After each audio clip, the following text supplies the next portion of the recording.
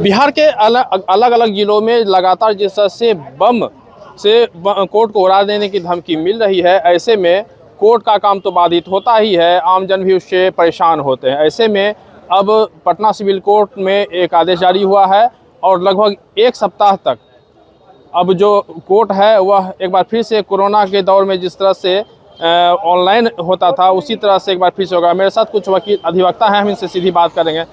क्या आदेश आया है?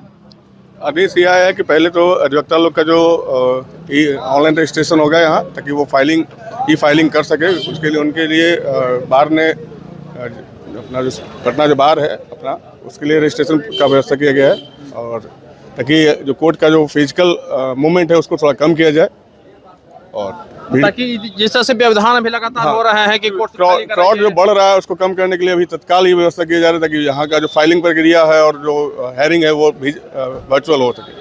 यह बातें एक सप्ताह के लिए नहीं हो रही है। वर्चुअल हियरिंग एक सप्ताह के लिए, एक लिमिटेड टाइम के लिए नहीं हो रहा है। वर्चुअल हियरिंग की बात हो रही है और वर्चुअल हियरिंग शुरू होगा।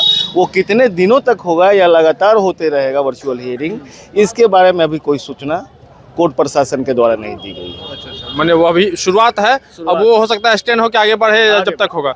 सर क्या कहेंगे? सर सबसे बड़ी बात है कि 7 दिनों से लगातार बम ब्लास्ट करने की धमकियां मिल रही है पटना सिविल कोर्ट को। इसलिए मैं चाहूँगा कि बिहार सरकार और प्रशासनिक विभाग से इसकी जांच हो और त्वरित कार्रवाई करते हुए जो उक्त मेल के द्वारा पटना रजिस्ट्रार साहब के यहाँ भेजी जाती है उस आवेदन पर कार्रवाई हो और अधिवक्ता की सुरक्षा हो, न्यायिक प्रशासनिक पदाधिकारी लोगों का सुरक्षा हो, हमारे जजेज लोग की सुरक्षा हो, हमारे आने जाने वाले क्लाइंट जो हैं उनकी जांच पड़ताल की जाए। जो वकील साहब के क्लाइंट रहेंगे उनकी एक आईडी कार्ड होना चाहिए कि हाँ हमारे ये अमुक क्लाइंट हैं, जिससे शांतर हो रहा है। यानी कि जो कोर्ट के जो लोग हैं, जो वकील हैं, जो अधिवक्ता हैं, उन्होंने अपनी जुगाड़ तो कर ली कि भाई ठीक है हम संयमित हो गए, सुरक्षित हो गए, लेकिन बम सिर्फ कोर्ट पे ही थोड़ा ना गिरेगा। ऐसे में पुलिस प्रशासन की जो भूमिका है उसको क्या कहेंगे? अभी तो फिलहाल देखा जाए तो पुलिस प्रशासन होगा फिलहाल नगण्य है और विफल है।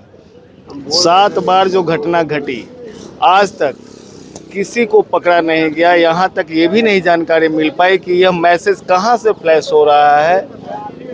पुलिस एक फ़ोन को ट्रेस नहीं कर पा रही है। आज हमारे रजिस्ट्रार साहब को फ़ोन करके धमकी दी गई, उस फ़ोन नंबर को भी पुलिस ट्रेस नहीं कर पा रही है। फ़ोन से मिला है धमकी, उस नंबर को ट्रेस नहीं कर पा रही है। अभी मुझे लगता है 12 घंटे हो गए धमकी मिले हुए। 12 घंटे में अभी तक एक भी कामयाबी नहीं मिली है हमारे बिहार पुलिस को। इसको तो विफलता ही माना जाएगा। फिर जिस तरह से सम्राट चौधरी कहते हैं कि बिहार में अपराधियों की खैर नहीं, कोई परिंदा पर नहीं मारेगा, बड़ी बड़ी बातें मन से कही जाती हैं, फिर उन बातों का क्या, उन दावों का क्या? भाई मुंह है उनका, कहने के लिए तो कह दें। मैं कह दूंगा आज राष्ट्रपति बन जाऊंगा तो बन जाऊंगा। अरे करके तो दिखाएं, करके दिखाएं। वो कहते हैं अपराधियों की खैर नहीं, हम लोग दहशत में जी रहे हैं। उनकी बात बस खोखली है, इसके अलावा और कुछ नहीं। पूरा प्रशासनिक से लेकर के पुलिस महकमा इस मुद्दे पर पूरी तरीके से विफल है। और आज एसएसपी का बयान सुना गया, काफ़ी दुखद और निंदनीय है। क्या बोले? वो कहते हैं कि हमको जो भी इनपुट मिलता है आईपी एड्रेस के थ्रू एक अलग विभाग के द्वारा मिलता है और उसके बाद ही हम कोई कार्रवाई करने के लिए स्वतंत्र है। बताइए, देश का और राज्य का और जिला का पुलिस महकमा ये कहता है कि हम किसी अन्य व्यक्ति पे आश्रित है सुरक्षा प्रदान करने के लिए और आरोपी को, अभियुक्त को खोजने के लिए। कितनी बड़ी शर्मनाक बात है आज के युग में, जहां हम 6G 5G के युग में जी रहे हैं, 2026 में जी रहे हैं, और पुलिस महकमा का एक व्यक्ति, इतना बड़ा जिला का सबसे बड़ा पदाधिकारी एसएसपी पटना का, यह कहता है कि हम अगले व्यक्ति पे डिपेंड हैं, उसके आईपी एड्रेस पे, उसके आईपी प्रोटोकॉल पे हम किसी प्रकार के इनपुट के बाद ही अभियुक्त को या आरोपी को पकड़ने में सक्षम होते हैं, उसके बाद ही हम कुछ कह पाएंगे। यह बहुत बड़ी निंदनीय एवं शर्मनाक घटना है। खुशवंत कुमार, अधिवक्ता, पटना उच्च न्यायालय। एक्चुअली क्या है ना कि जो ऐसे बताया सर ने कि एसएसपी पटना जो कहते हैं कि हम एजेंसी पे डिपेंडेंट है। सवाल ये नहीं है कि एजेंसी पे डिपेंडेंट है। अगर एजेंसी पे डिपेंडेंट हैं तो ये 7वीं बार घटना घट रही है। 6 बार मेल आया, उस पर उनकी क्या एजेंसी क्या कार्रवाई कर पाई? मान लीजिए कल की घटना उस पर एजेंसी नहीं कार्रवाई कर पाई है, जो इसके पहले जो 2-3 महीने पहले 4 महीने पहले घटना घटी उस पर एजेंसी ने क्या रिप्लाई किया? अगर नहीं किया तो कहीं ना कहीं एसएसपी पटना का कोई भी एजेंसी पे पकड़ नहीं है, बस वो खानापूर्ति कर रहे हैं कि हम एजेंसी पे डिपेंडेंट है। अगर एजेंसी पे डिपेंडेंट हैं तो 2 दिन की घटना नहीं समझ में आ रही है, मगर जो पहले घटना घट गई अभी तो ये 4 दिन के अंदर या इस महीने पिछले 15 दिन के अंदर ये चौथी घटना है। वह इसके पहले जो 3 घटना घट गई उस पर एसएसपी को क्या रिप्लाई आया एजेंसी से? इसका मतलब कि कोई रिप्लाई नहीं आ पा रहा है। इसका मतलब इनका बस मानते हैं कि जिस तरह से विपक्ष कहता है कि बिहार में जो लॉ एंड ऑर्डर है बिल्कुल ध्वस्त है, इस पे कितने एक्चुअली क्या है ना, अभी हमसे ज़्यादा आप भी समझ रहे हो क्योंकि आप मीडिया में है।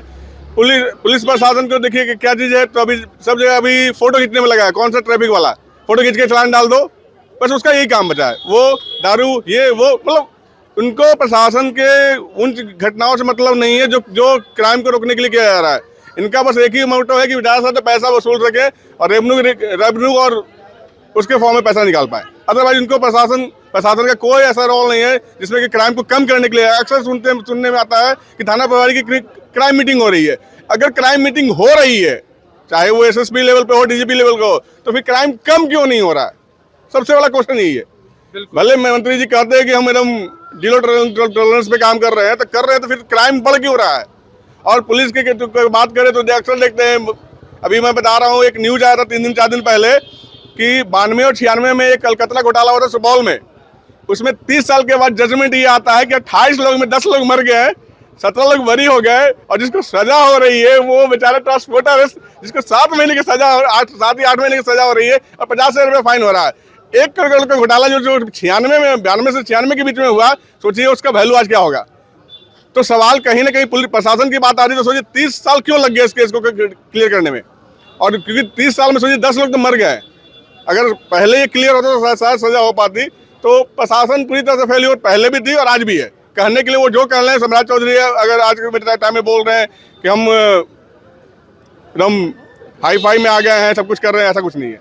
क्या नाम है आपका? रवि कुमार। निश्चित रूप से जिस तरह से लोगों का गुस्सा इस बात को लेकर है कि आखिर पुलिस प्रशासन क्या कर रही है, जिस तरह से सम्राट चौधरी बड़े बड़े मंचों से खुले तौर पे कहते हैं कि जो बिहार में अपराधियों की खैर नहीं है, ऐसे में यहाँ पे सवाल यह उठता है कि बिहार के अलग अलग हिस्सों में अलग अलग कोर्टों को जिस तरह से बम से उड़ाने की लगातार धमकी मिल रही है, जांच में कुछ नहीं निकाल पाता है। ऐसे में सम्राट चौधरी जिस तरह से दावे करते हैं, बड़े बड़े दावे करते हैं, उन दावों का क्या? ऐसे में यह कहना बिल्कुल लाजमी होगा कि कस्में वादे प्यार वफा सब बातें हैं, बातों का क्या। फिलहाल पटना से अमर उजाला के लिए कृष्ण बल्लभ नारायण। आपके राज्य की खबरें, आपके शहर की खबरें सबसे पहले जानने के लिए देखते रहें अमर उजाला। चैनल को सब्सक्राइब जरूर कर लें और पाएं हर अपडेट।